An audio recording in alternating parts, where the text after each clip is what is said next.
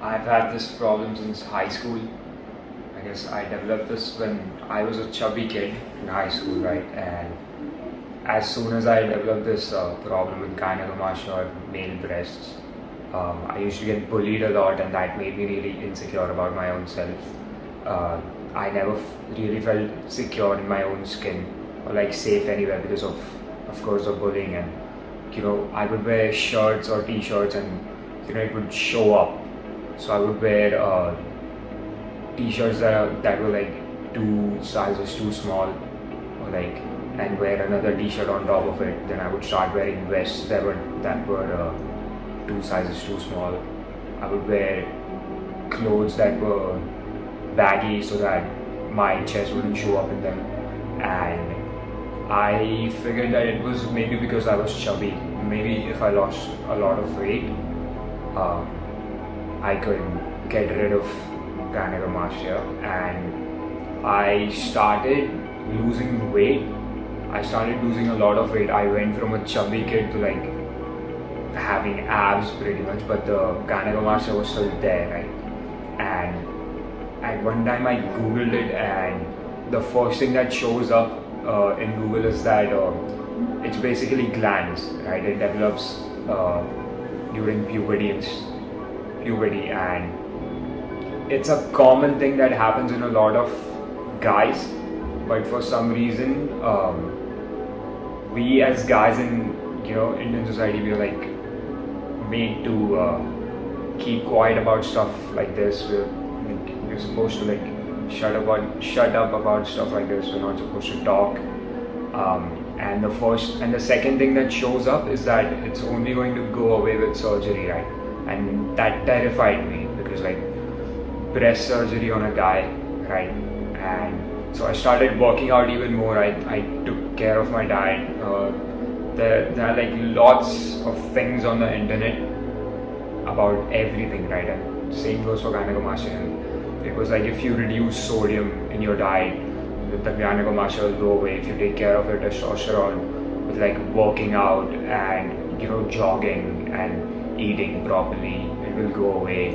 But it didn't. I tried for 3-4 years, and finally I mustered up the courage, because like this was holding me back pretty much. So I decided that I just have to go to surgery and be done with this, right? So the first doctor I approached, he was very unprofessional.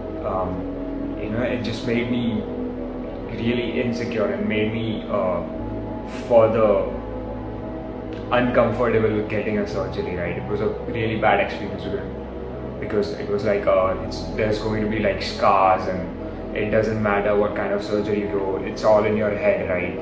You're not going to be satisfied, you're so young and stuff like that. And it was just a very off-putting experience. And I was convinced that I don't need surgery for another couple of days. But I googled another place, and Dr. Saumil Shah is the first person that comes up, right?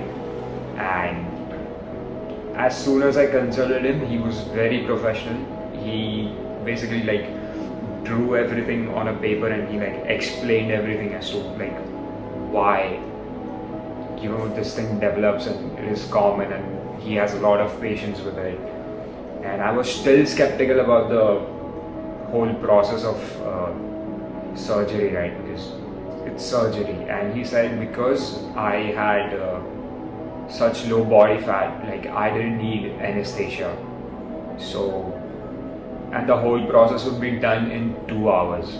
I thought I would have to be like admitted in the hospital for like 6 hours or something, and I would go home the next day. But he told me like the whole process takes like 2 hours max, and it actually did. It was very painless. It was done in, I guess, an hour and a half. I went back home the same day.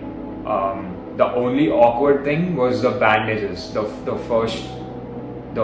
bandages are a bit awkward, because it's on your chest and stuff like that. Sleeping for a week would be uncomfortable, but after a month, like if you look at my chest, you won't be able to tell that there was like an incision or there was a surgery. Like it looks like a normal chest.